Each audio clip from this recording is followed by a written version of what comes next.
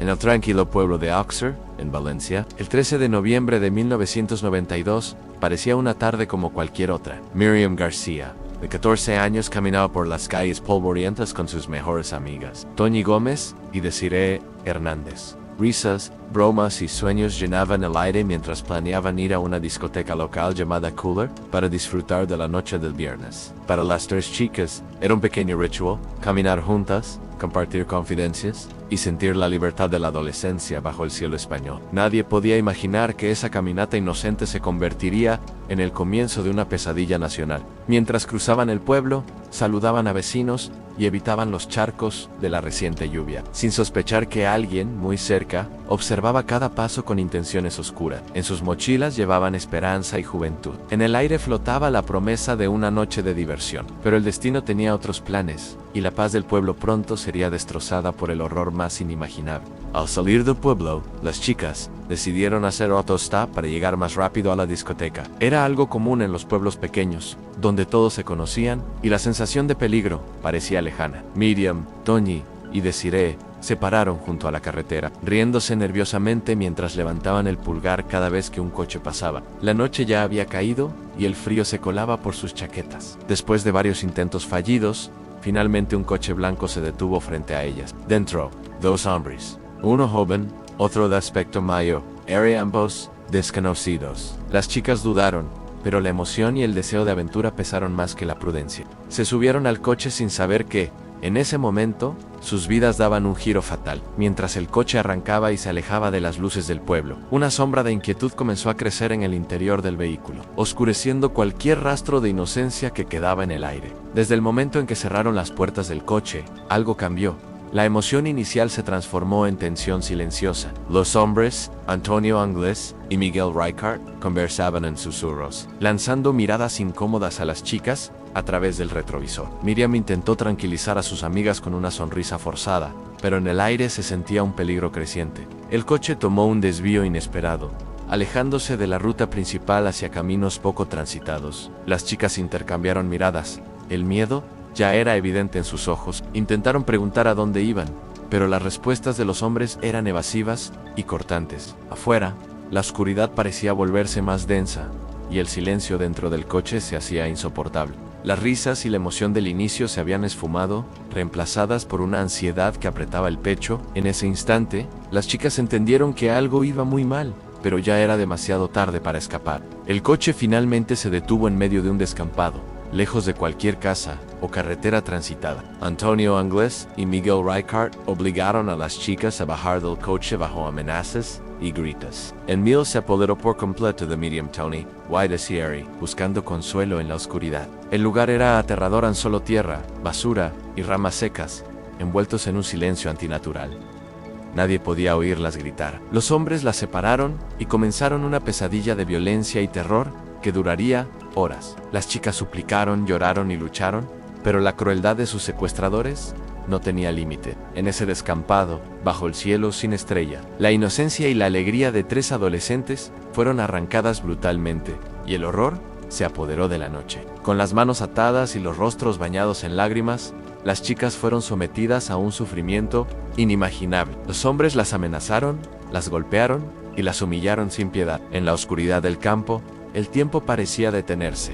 Cada segundo era una tortura interminable. Las chicas intentaron consolarse unas a otras con palabras suaves y miradas de apoyo, aferrándose al último rastro de esperanza. Pero el dolor, el miedo y la desesperación se volvían cada vez más insoportables. Los secuestradores disfrutaban del terror que causaban, jugando cruelmente con la inocencia de sus víctimas. Afuera, el mundo seguía su curso, ajeno al horror que se vivía en ese rincón olvidado. La madrugada se acercaba, pero la pesadilla estaba lejos de terminar. Nada sería igual para Auxerre después de esa noche. Cuando la noche terminó y los hombres abandonaron el lugar, solo quedó el vacío. El campo estaba cubierto por la neblina del amanecer, y las huellas de los coches eran las únicas pruebas visibles de lo ocurrido. Entre la maleza, objetos personales de las chicas quedaban esparcidos, a una pulsera rota, un zapato perdido, un trozo de tela arrancado durante la lucha. El silencio era total, solo interrumpido por el graznido lejano de un cuervo. La brutalidad de lo sucedido permanecía invisible para el mundo,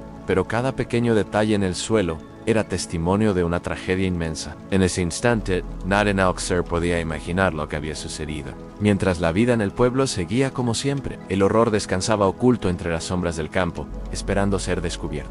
Cuando las chicas no regresaron esa noche, el pueblo entero entró en alarma. Las familias, angustiadas, llamaron a amigos, vecinos y a la policía local, sin obtener respuesta alguna. El miedo crecía con cada hora que pasaba. Las fotografías de Miriam Tony, YDCRA, antes símbolos de alegría, ahora llenaban la casa de preocupación y tristeza. Los padres recorrían las calles, buscaban en hospitales, preguntaban en estaciones de tren, sin encontrar rastro alguno. Dos agricultores, mientras trabajaban en un paraje solitario conocido como La Romana, descubrieron una fosa poco profunda. Al remover la tierra, hallaron los cuerpos de las 3 chicas, brutalmente asesinadas y con signos claros de violencia extrema. El horror era indescriptible. La Guardia Civil acordonó la zona y en pocas horas el lugar se llenó de policías, forenses y periodistas. Auxerre se llenó de lazos morados, símbolo del luto y la lucha contra la violencia. Se organizaron vigilias y misas multitudinarias. Las familias recibieron el apoyo de miles de personas. En colegios e institutos,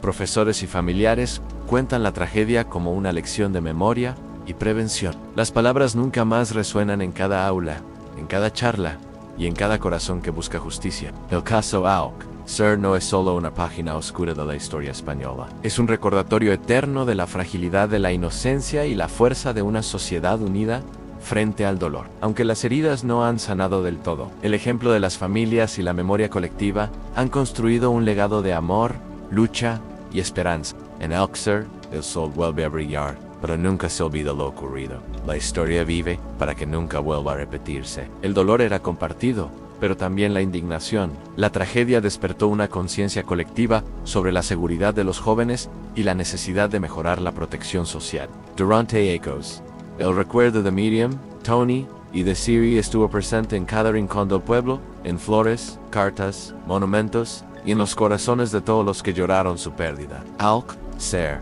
ya no era solo un pueblo tranquilo, era el símbolo de una herida nacional. España entera quedó conmocionada por la noticia. La esperanza se convirtió en duelo nacional, y el caso Auxerre pasó de misterio a tragedia. Las madres y padres visitaban cada semana las tumbas de sus hijas, dejando flores frescas y pequeños recuerdos de infancia. Los aniversarios del crimen se convirtieron en momentos de unión, protesta y reflexión social. Documentales, libros y películas mantuvieron vivo el caso, exigiendo respuestas y justicia. Las familias nunca dejaron de luchar por la verdad, convencidas de que la historia aún tenía páginas por escribirse. El sufrimiento se transformó en la fuerza de un amor incondicional y de una sociedad que juró no olvidar jamás a Miriam Tony YDCRA. Las familias, devastadas, recibieron la peor de las noticias. El país lloraba la pérdida de 3 vidas inocentes, mientras la búsqueda de justicia apenas comenzaba. Pronto, toda la comunidad de Auxerre se unió en la búsqueda. Se recogieron objetos personales, cintas de cassette, ropa ensangrentada y restos de cinta adhesiva. Las pruebas forenses señalaron a 2 sospechosos principales, Antonio Anglés y Miguel Rick. Las pruebas de ADN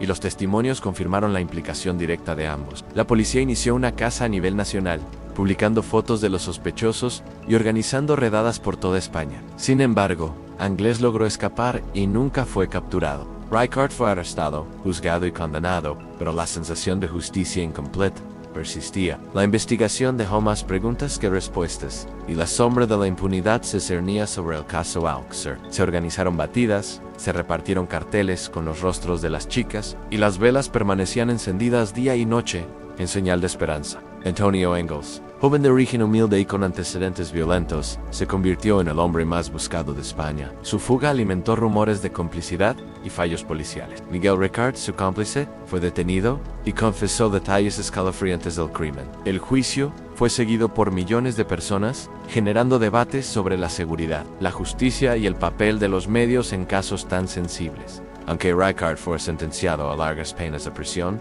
la fuga de Anglés dejó la herida abierta. Para muchos, el caso Auxerre sigue siendo sinónimo de impunidad, dolor y desconfianza en las instituciones. Nadie podía imaginar el dolor que las familias sentían, la impotencia de no saber, el miedo a la verdad, la esperanza desesperada de que las chicas aparecieran sanas y salvas. Los días se transformaron en semanas. Voluntarios de toda la región llegaron para ayudar en la búsqueda. La policía peinaba los campos y bosques, utilizando perros rastreadores y helicópteros. Las noticias del caso llegaron a toda España, y los medios de comunicación empezaron a cubrir la desaparición con intensidad. El país entero se volcó en el misterio de Alxer, miles de personas pegaban carteles, se ofrecían recompensas y compartían teorías y rumores. Sin embargo, la angustia solo crecía al no aparecer ninguna pista clara. Cada día sin respuestas era una tortura para las familias y para todo el pueblo, que oscilaba entre la esperanza y la desesperación. Mientras tanto, en los rincones más oscuros,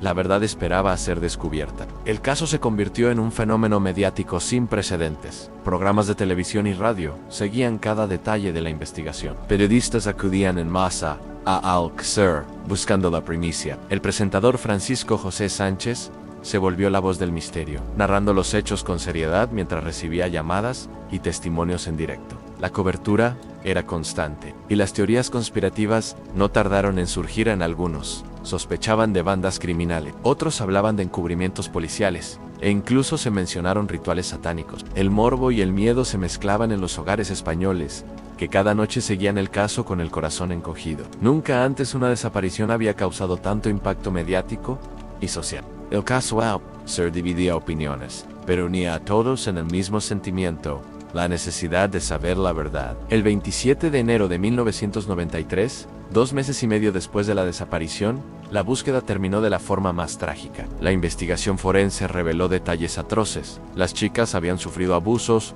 torturas y violencia antes de ser asesinadas. La imagen de los sospechosos inundó las portadas de los periódicos y los noticieros. El impacto del caso Alxer transformó para siempre la vida del pueblo y de España. El tiempo pasó, pero el dolor de las familias nunca se desvaneció. Hoy, más de 30 años después, la historia de las chicas de Alxer sigue viva.